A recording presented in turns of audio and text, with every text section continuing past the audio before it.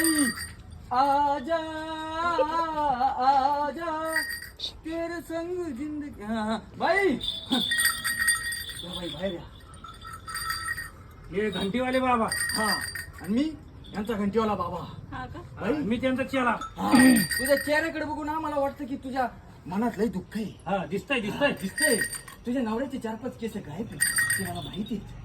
बरोबर आहे की नाही? बरोबर आहे बरोबर आहे. बरोबर आहे. मी सगळं जाणतो. सांग चेले मी काय काय जाणतो. सांग मी काय काय चमत्कार करतो ते सांग चेले. तुम्ही 3-4 महिने इथे नव्हता.